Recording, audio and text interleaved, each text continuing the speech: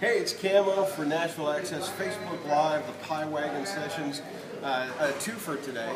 We just got done with one, and we've got another, and by no means in order of importance. Frank Foster, man, great to meet you. Yeah, well, thank you, man. Thank you for having me. Thanks for coming by. You have a great new record out. Yeah, we do, man. We got a new record out, Good Country Music.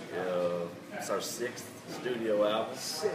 Yeah, it's really hard to believe. You know, I've been in town since '09 and put my first one out in '11. Yeah. So 6 albums later, here we are, man. We still got them full.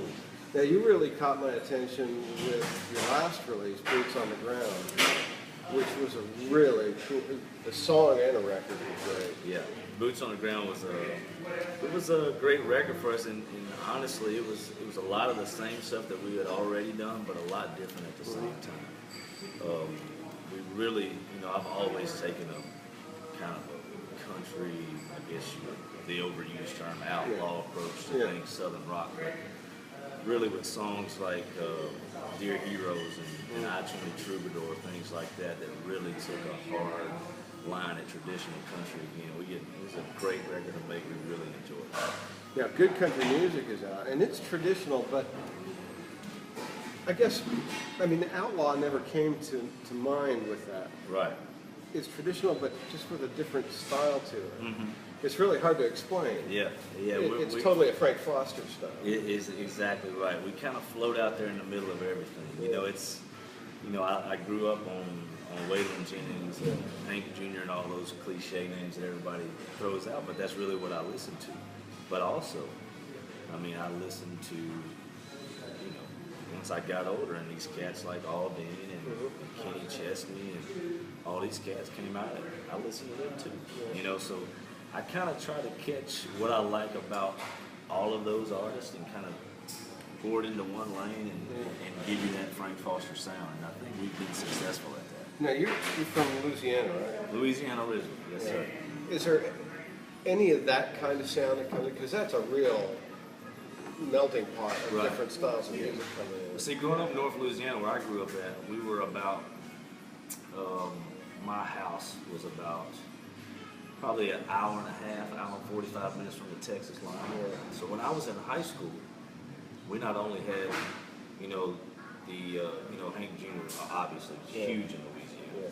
So you had all that kind of stuff, Southern rock, all that. But we also got, when I got about 16 or 17, that the early Texas country movement, was starting to bleed across the line. The Pat Greens and the Wade Bowens and all these cats, Ryan Bingham back then when nobody knew who he was, that stuff was starting to bleed over the line to us, and I was like, wow.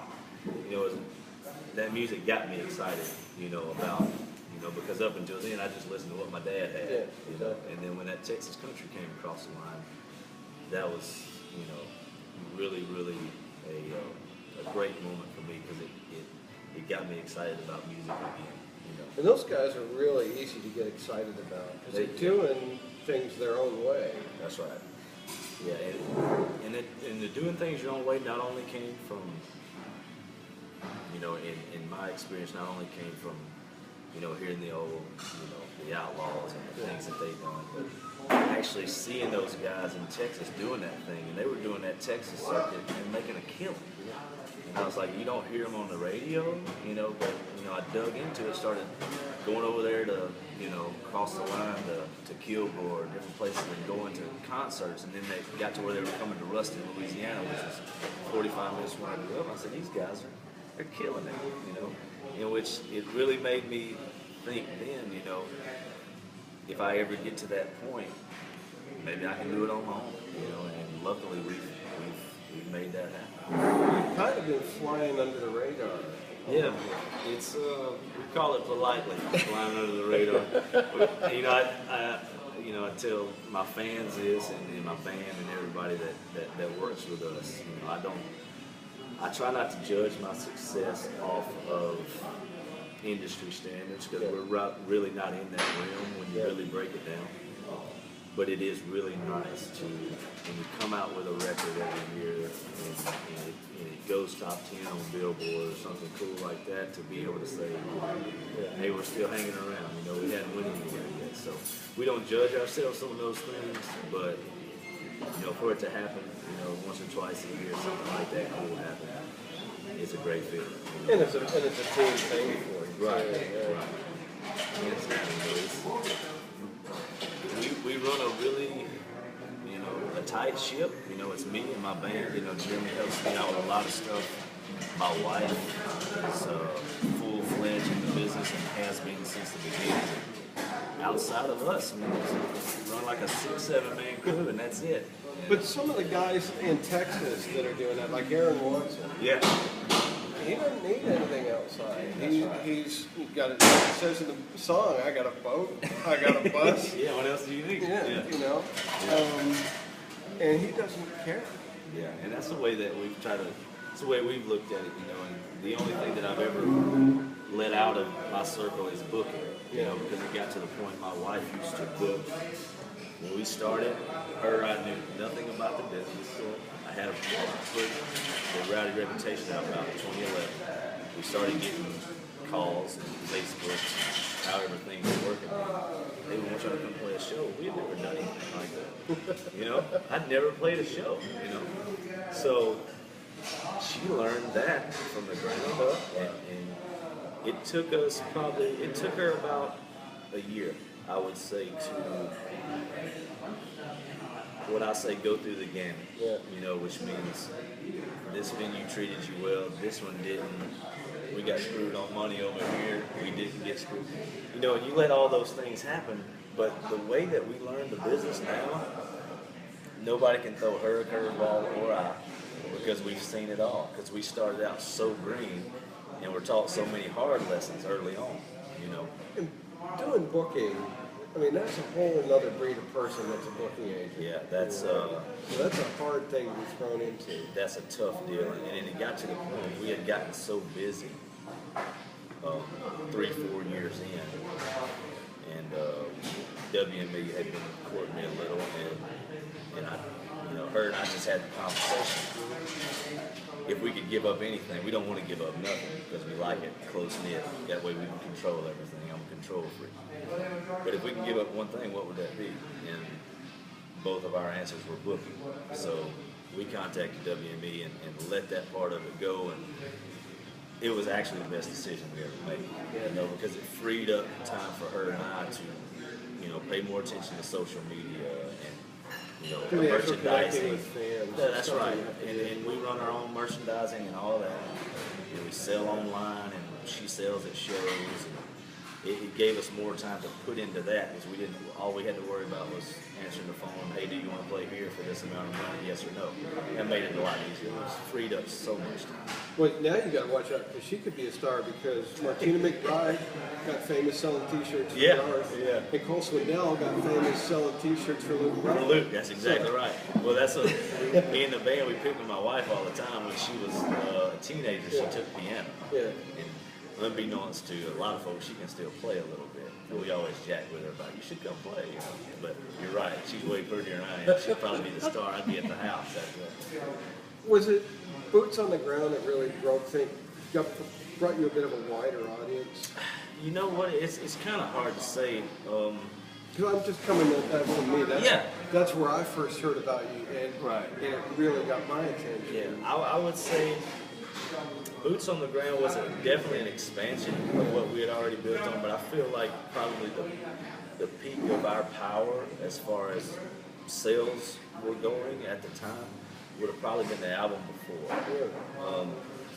The album called Rhythm and Whiskey. And it's not to say that, obviously we have a larger audience now, but judging on the barometer of strictly sales when the album comes out and what it does immediately, the impact that it has, I feel like the timing was perfect on that, because streaming hadn't really become that thing yet, and we were on a upswing, a big upswing, and had a lot of momentum going into the album. We were doing this show. It was our third annual to do it that we started, everybody knew was our release show. It's called the Cypress Bottom Boogie that we done in North Louisiana. It was the third year running, and the album was coming out. So people came all over the country to this show. We had like in between 4,000 and 5,000 people show up that year. The album came out that day, and that was probably the peak of sales. But yeah, I mean, Boots on the Ground did a lot for us. I mean, expansion-wise. Well, iTunes, it got picked. It was in the new artist stuff. Right. Yeah. So that's pretty cool to have that. That's always good. And I was working with a distribution company at that time, Malico, and they're out of Jackson, Mississippi. Just a guy I met at a show one night and had a conversation with, and ended up.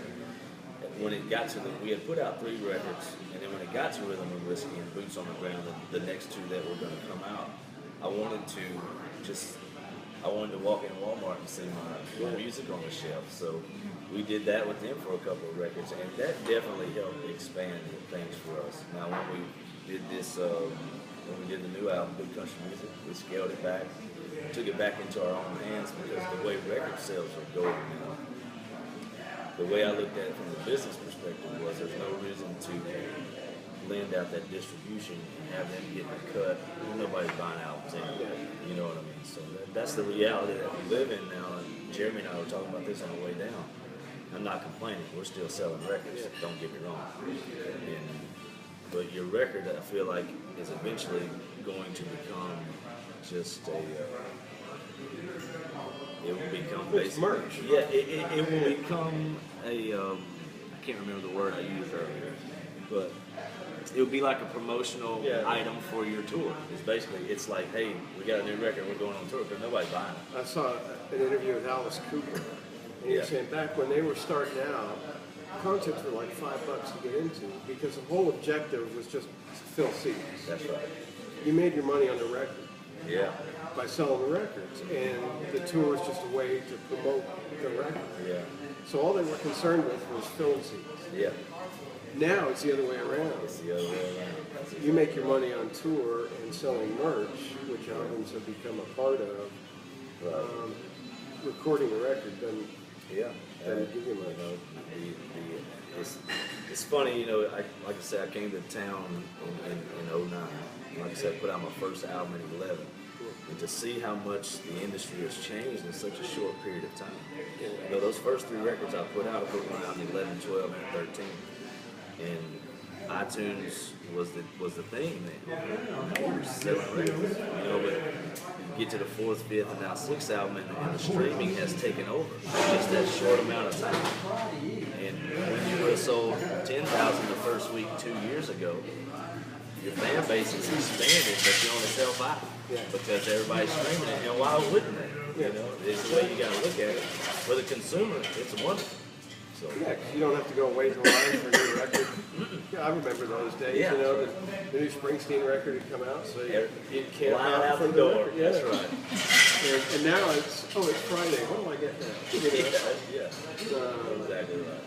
How do you feel you fit into country music now? Because country radio has a sound that they do. Yeah. And you don't quite fit that. No, I don't. But the thing about that is I feel like once I made a decision to go on my own, you kind of subconsciously make the decision that I'm going to get in this lane and I'm going to ride it no matter what's going on in the left and right lane. I'm going to be in the middle, and this is what we're going to do. So I feel there's a place for us. The beautiful thing about, you know, there's some ugly things about the industry right now, and there's some beautiful things about it. I think that's always been the case, though. It's just different ugly and different nights. That's right. And here's the way I look at it. You know, people ask me about what do you feel about the pop country and all this stuff. And honestly, I'm not going to get in my car and listen to it. But that pop country being there gives a guy like me a chance to be an alternative to what people are maybe tired of hearing, you know? And I'm not speaking for everybody. People love pop country, or it wouldn't be selling out arenas, because it is. But it gives a guy like me who, you know, may not necessarily have the wherewithal to get in that lane to be over here and do the Frank Foster thing and give people an opportunity to hear something different. I watched George Strait streaming last night from Green Hill, and he introduced one of the songs that's on the new box set that he wrote with Jamie Johnson called "Kicked Out of Country," and he said that was just a line that, they've kicked you out of country too, and they ended up writing a song about it. And these guys, I mean, George has got a great catalog to be able to draw it, but there are a lot of guys that are just sue country for country that are still making a really good living in spite of not getting anywhere. Yeah, that's right. A perfect example of that is a guy who I'm a huge fan of. Alan Jackson came out with a record last year. Incredible. Yeah, it was one of my picks for one of the top records. Great record. And what did you hear about it? You had to go dig to even know he even put it out, which is a shame. That guy was the king of this town for a long time. And just because, I guess they put an age limit on him or something. The CMT does that Giants thing every couple of years. And I told my wife a while back, I said, everybody they've done a CMT Giants on, that's kind of like, we enjoyed it, but it's time for you to roll. And Alan Jackson was the last one, and since he's done that, there's been nothing, and you ain't heard anything about it. And George Strait's last album was great. Alan Jackson's last album was great. Those guys still cranking out great music, and you fit into that because the new album, Good Country Music, I think that's an appropriate title for it. Yeah. Oh, yeah. It just, that song kind of spilled out, and the way I always look at it from a marketing standpoint. If somebody's never heard of Frank Foster and they see it on iTunes or see a CD somewhere or a record that says Good Country Music, it's kind of like, what do you got to lose at this point? We should try it. Yeah, don't ever put out an album that says this sucks. This ain't very good. That's right. It's like, what was that book? Abby Hoffman, one of the activists, wrote back in the 60s, steal this book. So people were. Steal it. Yeah. And they had to change the title of the book because bookstores were getting mad because everybody was walking out with it. Yeah, that's exactly right. But yeah, that's a great idea. What's your favorite track on the record? Favorite track on the new record? Man, it's hard to pick. It's different songs on different days. But the song that I've been most excited about is Redbird. Yeah. And the reason being is it's different for me, even, but the same at the same time. It's got an old R&B soul type of feel to it, and I've been telling everybody lately that I blame that on my mom. Being from Louisiana, and Percy Sledge is a Louisiana guy, and she listened to that on an 8-track stereo that was bigger than this table. I bet you could recite every word when a man loves a woman. While she was cleaning the house, she'd stick that 8-track in, and there you go. So I heard that a bunch coming up, and I think that's just something that stuck with me. I love that old music, and Redbird's got that kind of feel to it. It's not When a Man Loves a Woman, but it's got that quality to it. It does. It really does. When you mentioned Percy Sledge, and I'm kind of hearing the song in my head and thinking, I get that. Yeah. So that's kind of where that came from. I'm really excited about that song. But I tell everybody, people ask you, especially once you get 6 albums deep, what's your favorite song you ever wrote? Kind of all you kids. That's right. So it's hard to pick different songs on different days, but we're excited about it. You out on the road? I'm not actually. I schedule another reason I like to do things on my own time is because I like to schedule my year so that I got into this business. Before I did this, I was working on an oil rig in the Gulf of Mexico. I noticed the hat. I get loyalties every time somebody uses the word camo. Camo. I get the same royalties that you get on Spotify. So I've got like $10. That's right.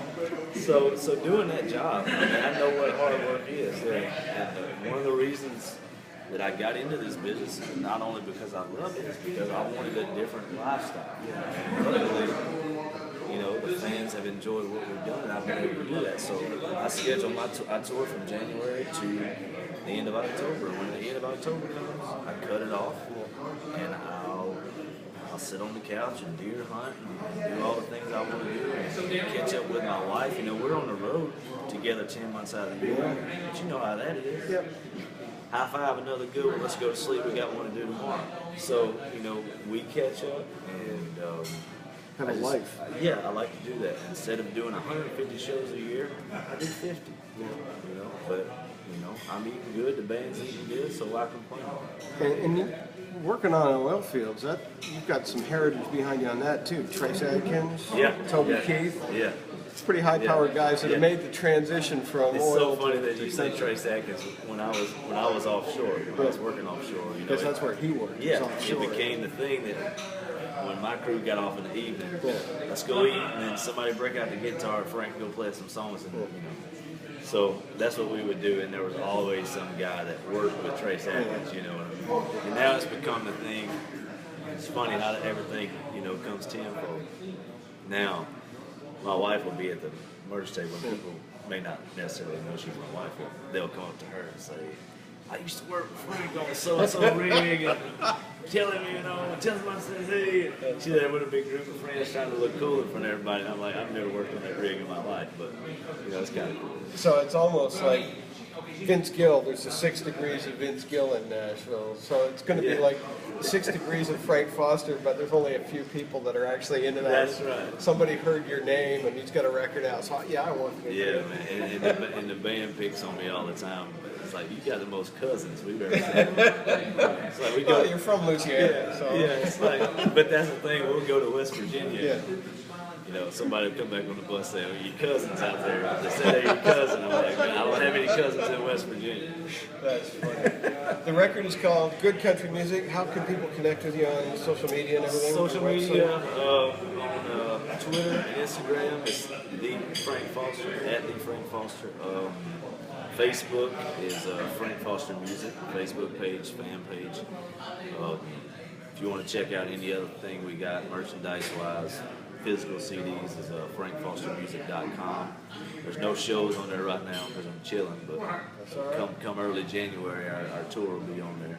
Find tickets to all that. We hope people can catch you on the road and see the show live, and we want you to come back again. Hey, I came on. I enjoyed it. Thank you so much. Excellent. Good country music, Frank Foster. Check it out, you'll dig it. I promise. We'll catch you next time.